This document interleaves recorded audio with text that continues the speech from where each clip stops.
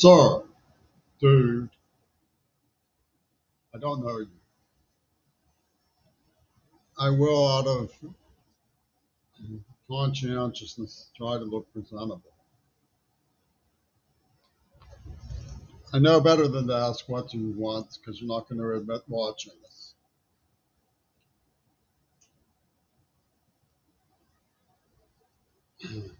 No matter what position you take on the walls, as I was called by the script, it is a historical case, no matter what angle you take on it. Now, the I thou relationship. Um, Observers from the left, for example, will say, oh, Jimmy wants to cut a deal. He's no different. He's an outsider who's bitten the dirt and he struggles with ethics to call attention to himself. This is an Irene show, okay? And the invitation is to say to you, you see beyond that. Surely you don't believe that. But so let's structure the I thou relationship in one that you can comprehend yourself relative to me.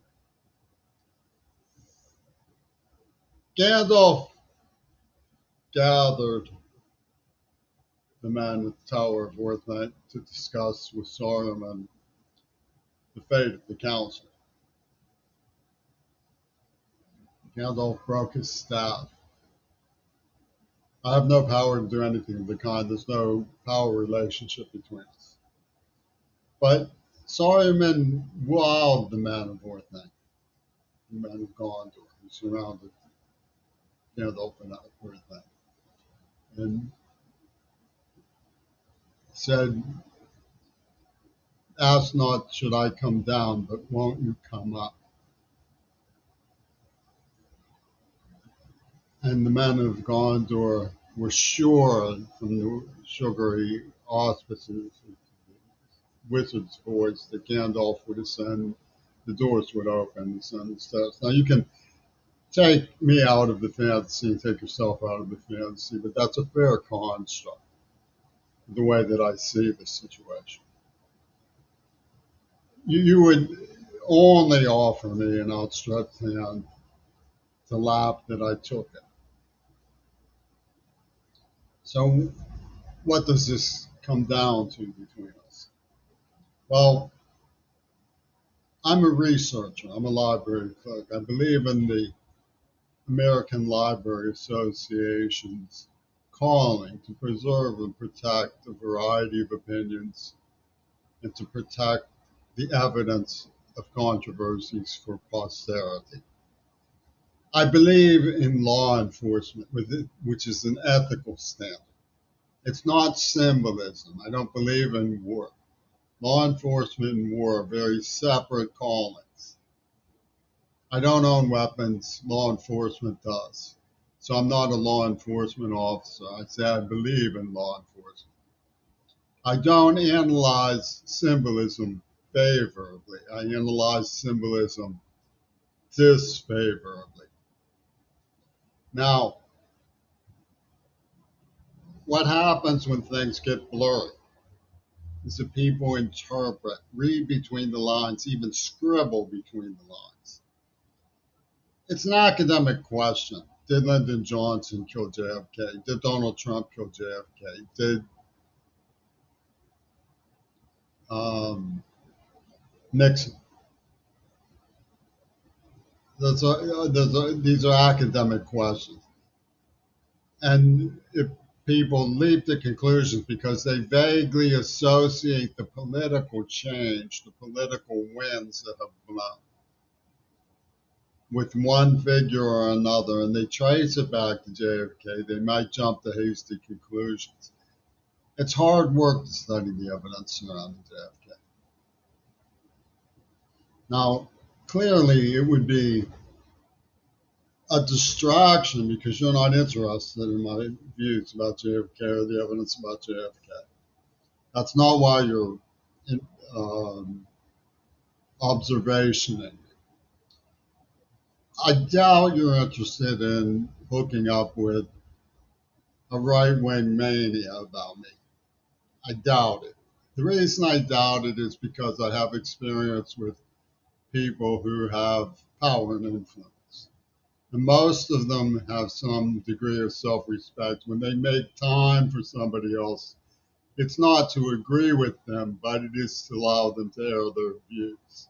And generally, they do that out of some sort of strange cautionary that might pass for mutual respect in politics. So, out of respect for you, I'm addressing the fact that you've made your presence a question, your observation of me a question. Now, the political rivalry that exists in symbolic treaties and people who are warriors of politics and who build constituencies that forcibly interfere with one another. You know what I'm saying?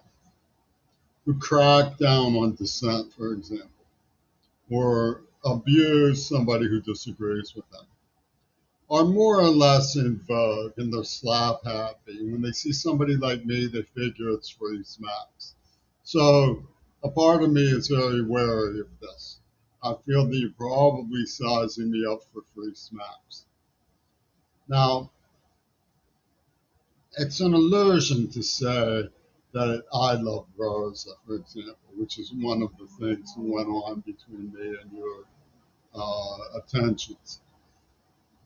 Because I now know what she was up to. It's ridiculous to think that I would favor a woman who was personally seeking to spitefully uh, character assassinate me, even kill me. She did very grave personal injury to me in a mean spirited way. And it was gratifying to the left. Pamela Jayapal, it gratified. Patty Murray, it gratified. Hillary Clinton, it gratified. And of course, yourself, it gratified all of you. So, in a sense, I'm almost a prisoner of your attention. I'm used to answering questions. I'm the man in the glass booth in that sense, which is what the script was written for. And I get hardwired to answer deranged inanities without end.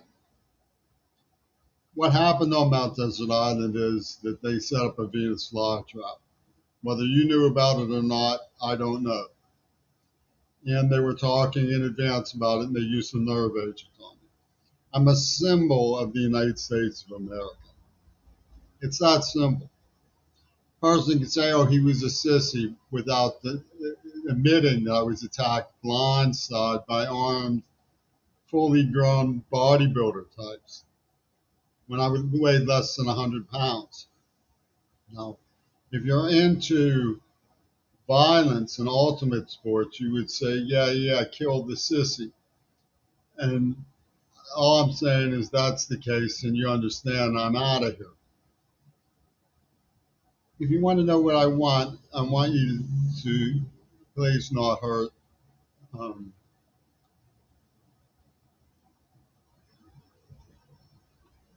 the poetess.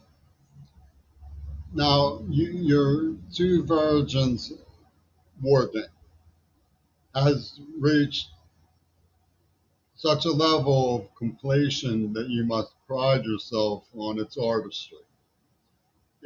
Does it bother you that I didn't even know that Rosa was inexperienced? Does it bother you that this big hootenanny, which made such a wreck of my life, was falsely premised and manufactured by Sean Lennon and Yoko Ono? Are you here to recruit me to the idea that Reagan didn't know and John Lennon really died? You can't evade the survival of the academic questions. What was I doing in D.C. with his Israeli attorneys? Why did he wave to me? Why did the brochure read what it did about illusion mastery and persuasion by illusion? These are questions that are legitimate and real. Now, what I would oppose, of course, would be reaching prior judgment about it. But what I would ask any sensible person who saw the magnitude of the concerns that I have evidence for is, where's the help? Where was Seattle, Washington when I explained all this to them? Where was Pittsburgh when I went to the post office to express my reservations about John Schulman? Where were they? They were busy deriding a little deaf kid. And so your presence isn't reassuring. You're looking at me for how can I deride James McRyan Curry? Yeah, I'm willing to listen to anything that you say if it's reasonable. I just tried to read the testimony of somebody from Nagasaki. I read John Hershey's Hiroshima a couple of times, and I talked to my father about it. And my father, his life was probably saved. And he told me his exact words were, everybody on the ship was relieved that the war was over, but nobody celebrated the manner of the victory. And when I read about the ghastly, I mean, those scenes in newsreels in Hiroshima, Mon Amour, I know that you come to my doorstep, cap in hand, advocating for Yoko Ono's treaties, that she personally has the right to take revenge on my house. Because I had nothing to do, had nothing to do with the drama school story coming up about John Lennon. John Lennon had no right to do what he did. And his master of deceit paper is assured only power through slumming it with people of like minds. They don't respect law enforcement. They don't respect ethics. They don't care about the truth. They're busy constructing symbolism. And I suspect that's why you're here. You're here to call out my idea of law enforcement and poke fun at me with the riddles of power. I would rather, if there is some tangible bridge that you think can be reconciling to moderate this,